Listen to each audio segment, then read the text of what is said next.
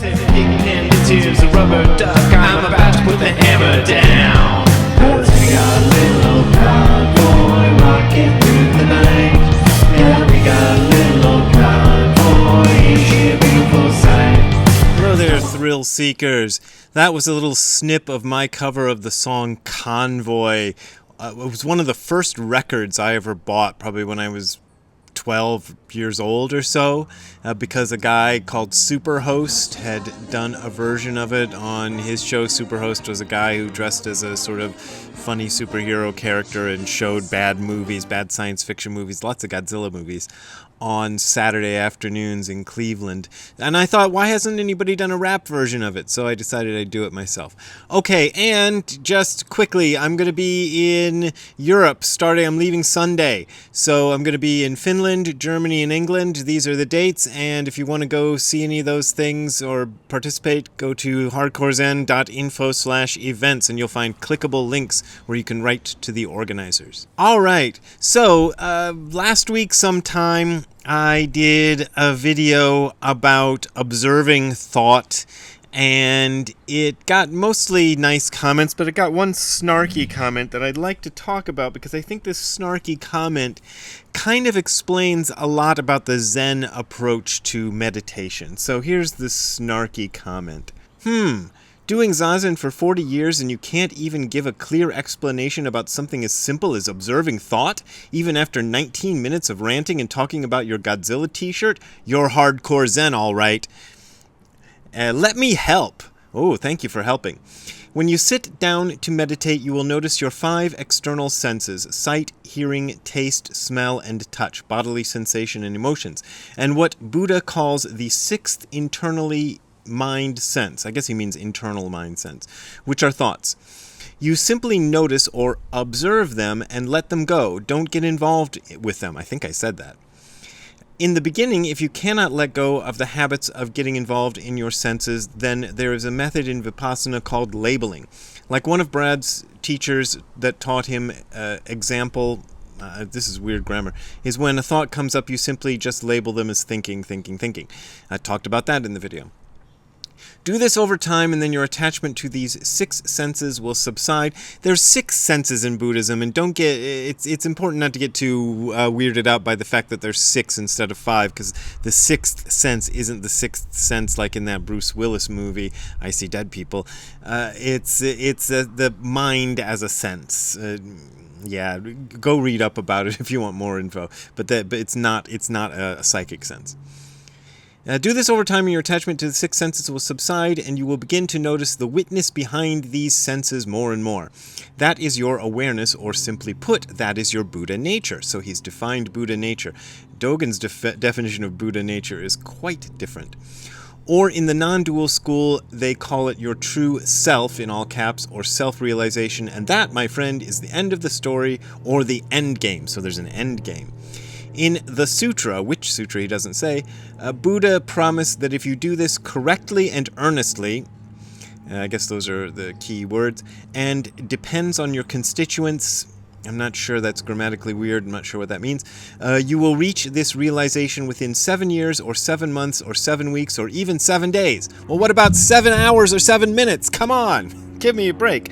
So, as I said in my previous video, and if you didn't watch it, I'll say it again, Dogen's Zazen instructions are quite different, because he doesn't tell you really much of anything at all about what to do with your mind. He spends a whole lot of time in Fukan Zazengi, which is his main meditation instruction manual, talking about the physical posture. And as for what to do with your mind, he only has a couple of sentences. One of them is stop the driving movement of mind, will, and consciousness, and the other one is think the thought of not thinking. What is the thought of not thinking? It's different from thinking. Actually, I would interpret that more strongly. It's like it's completely different from thinking. That is the thought of non-thinking. He doesn't tell you how to achieve the thought of non-thinking. He doesn't tell you to, concentrate on the 6 senses and observe them over time and be present and all this stuff. He doesn't tell you much of anything. And that's the difference. So Dogen was well aware of the very detailed instructions about how to do meditation that were preserved in the Pali literature. He doesn't reference them specifically that I know of, but he references enough of the Pali Canon material that I think we can say pretty assuredly that he was quite familiar with all of it, because it's rather uncommon in the Zen stream of Buddhism for people to talk about the Pali Canon material as much as Dogen did. So I think we can say that he did know the Pali Canon. Here is one other piece of meditation instruction from Dogen that is contained in my latest book, The Other Side of Nothing. Gives me an opportunity to advertise this book. This shows up in Eihei Koroku Dharma Hall Discourse number 390, or in chapter 13 of the book called Right Mindfulness. He says this, this is Dogen.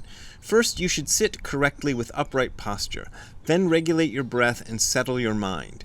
That's where he gets with settle your mind. In the lesser vehicle, he means early Buddhism, that's my interpolation. Originally, there were two gateways which were counting breaths and contemplating impurity. In the lesser vehicle, people used counting to regulate their breath. However, the Buddha ancestors engaging of the way always differed from the lesser vehicle. A Buddha ancestor said, even if you arouse the mind of a leprous wild fox, basically even if your mind is going completely wacko, nutty, crazy, never practice the self-regulation of the two vehicles.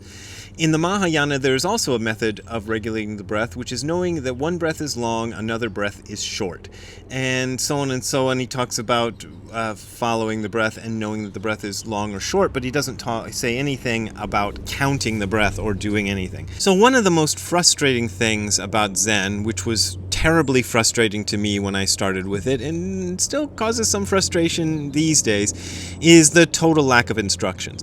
And especially instructions about what to do with your mind when sitting. This is, if you think the lack of instructions is bad with American and European Zen teachers, try going to Japan, because they won't tell you anything. They basically, if you go to a Zen center, they wouldn't call it a Zen center, a Zen temple in Japan to do Zazen, they'll show you where the room with the cushions is and be like, there you go. And if they're a really strict place and they have a lot of monks practicing with you, they might hit you or shout at you if you do something wrong. But they won't tell you what to do. They expect you to know it. My own Japanese teacher, Gudo Nishijima Roshi, was a bit kinder because he had a lot of foreign students. So he would he would give more detailed Zazen instructions, but he still didn't say anything more than what Dogen says about what to do with your mind. There is a video somewhere on the YouTubes of him giving Zazen instructions, and you probably can find it by looking up Gudo Nishijima Zazen instructions. And he basically spends a lot of time talking about the physical posture and almost nothing to talk about what to do with your mind. So this is frustrating because a lot of us think of meditation as something we do to make our mind do something. But the Zen philosophy is that mind and body are two faces of the same elemental thing, which is neither mind nor body. So regulating the body is how we do Zazen. So we're very careful about the bodily posture, but we're not really concerned with detailed instructions about what to do with your mind. The detailed instructions about what to do with your mind get very weird sometimes. I have another example from, again, my book, The Other Side of Nothing. This is from chapter 15, if you want to go read along with the video by yourself, because you should actually own this book if you're watching this. Here is one of the instructions I found. Where did this come from? This comes from Access to Insight website, which preserves a lot of the Pali Canon. And the Pali Canon is the earliest strata, historically speaking, of Buddhist literature that's written in the Pali language, which is not the language that Buddha spoke. It's a language that came up sometime after he died, but it's the oldest. I've heard that actually there may be some older material that's pre-Pali that's been found since then, but most people, the more complete stuff is in Pali language. Here is one of the instructions. There is a case where a monk, quite withdrawn from sensuality, withdrawn from unskillful mental qualities, enters and remains in the first jhana. And jhana is basically the same word that became the word Zen in Japanese, and it basically means meditation. So that the first jhana is rapture and pleasure born from withdrawal accompanied by directed thought and evaluation. With the stilling of directed thoughts and evaluations, he enters and remains in the second jhana, rapture and pleasure born of composure, unification of awareness, free from directed thought and evaluation, internal assurance. With the fading of rapture, he remains equanimous, mindful, and alert, and senses pleasure with the body, He enters and remains in the third jhana, of which the noble ones declare, equanimous and mindful, he has a pleasant abiding. With the abandonment of pleasure and stress, as with the earlier disappearance of elation and distress, he enters and remains in the fourth jhana, purity of equanimity and mindfulness, neither pleasure nor pain. So that's that. So here's what I wrote about this. I said, the problem with this system for me is that it involves comparing things that cannot be compared. How do you judge which number jhana you're in? I suppose you could compare it to the descriptions you've heard or read of that jhana. For example, you could ask yourself if you're feeling rapture and pleasure born from withdrawal. If the answer is yes, then you'd know you are in jhana number 1. But what does rapture and pleasure born from withdrawal feel like? I certainly don't know. Maybe I could guess based on what sort of feelings and images words like rapture, pleasure, and withdrawal evoke, but then I'm really just comparing my actual state at this moment with my imagination. And so on and so forth. I kind of go through the rest of them in a similar fashion. But that's my problem with it. These instructions are, kind of loose. The instructions the guy gave me in the comments, helpfully, he let me help, are a little easier. Notice your 5 external senses and then label your thoughts and stuff. But Dogen doesn't even talk about that. And this kind of came to mind the other day when I watched a show called, oh gosh, what was it? Something like Inside the Mind of a Dog. It's on Peacock. I have Peacock because my nephew gave me his password. Shh, don't tell anybody. Anyway, it's on that streaming service, and it's a pretty good documentary. Who narrates it? It's somebody famous. Anyway, it's narrated by somebody famous. Rob Lowe, I think it is. Anyway, one of the things that documentary talks about, because I have a dog, as everybody who watches these videos knows, Ziggy's over there in the sun right now. So I was interested in this, and one of the things they talk about is how new research is saying that dogs are very much like people in the sense that the way they were parented makes a huge difference in how they can get along in the world. And the documentary largely focuses on a training center where they're training dogs to be helpers for handicapped people. They don't really talk about seeing eye dogs, more like helping people with different handicaps, but dogs who have to be highly trained, right? And one of the things they mentioned is that there are different styles of dog parenting. Some mama dogs are very hands-on and help their puppies out all the time and get things for them and do stuff for them. And other mama dogs are kind of hands-off. They help their puppies if they're in real distress or something, but they generally let the puppies fend for themselves and figure out stuff for themselves. And it turns out if you want a dog you're going to train to do tasks that are useful, like sniffing for bombs or whatever, or helping people who have handicaps get around in the world, you want the dogs whose mamas were not that hands-on with them, or paws-on, who were not doing everything for them, who made the puppies figure the things out for themselves, because that trains the dog in the skill of figuring stuff out for itself when it grows up. And I think there's a lot to be said about human parenting, especially American human parenting these days, in that. Let's leave that aside because I don't want to make everybody mad. Everybody gets mad if I say this. But Zen takes much the same approach, which is it doesn't tell you what to do. It doesn't hold your hand and get you along the way and tell you what to do first and what to do second and how to tell if you're in jhana number 1 and how to tell if you're jhana number 2 and blah blah blah. Most of that stuff is just thrown away. We know about it. It exists. I don't know. Contemporary Zen people are sometimes kind of ignorant of it. I've read all of it myself, but I understand why the Zen stream abandoned it, because you got to figure it out for yourself. Even if you get those detailed instructions like the ones I read or the one the guy posted on my comment section of YouTube, you're still going to have to figure out how to do that for yourself. Even if you get the detailed instructions of jhana number 1 and equanimity and blah, blah, blah, and whatever else that I said, you're going to still have to figure out what equanimity means and what I'm not even going to read them, but all those words mean that they said. And the Zen stream just says, okay, you're going to have to figure it out for yourself anyway. So sit down, shut up, stay still, figure it out for yourself. Because what happens is you go, this is why it's frustrating, you go into your Zen temple or center or wherever you go, and the teacher will give you the instructions for how to sit, and then it's ding, there goes the bell. What are you going to do with yourself? Because your thoughts are going to go, that's what mine did when I first started. It was just like, I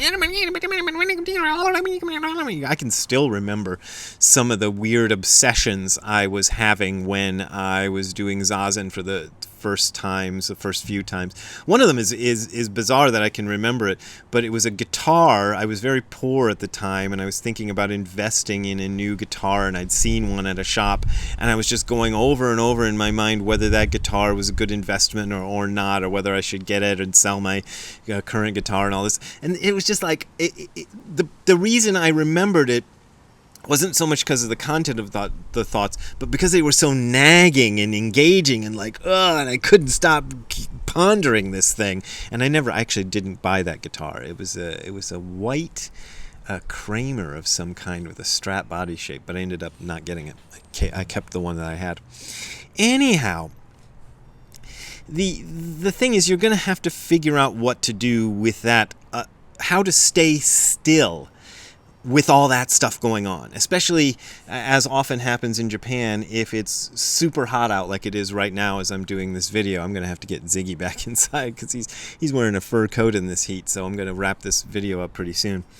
But you're often the retreats are held in the summer, which the ones Nishijima Roshi did were, and so it's like it's oppressive heat, and it's just nagging, raging thoughts going on, and the instruction is stay still, don't make noise, don't get up and run screaming out of the room, and you got to figure out how to do that. And in a way, that I think is really powerful because it makes you figure the thing out for yourself. So everybody's going to figure it out their own way. Like I said before, and I'm going to say it again, even if you get those detailed instructions like the guy left on the comments section of my YouTube page, or whatever, is a YouTube page? Anyway, my YouTube video, you're still going to have to figure out how to do that for yourself. So why not just cut out the middleman? I don't know if that's not the right phrase, but just cut out all the BS and just say, here, you're going to sit and do it for yourself. It's sort of like being taught how to swim by having somebody just toss you in the water.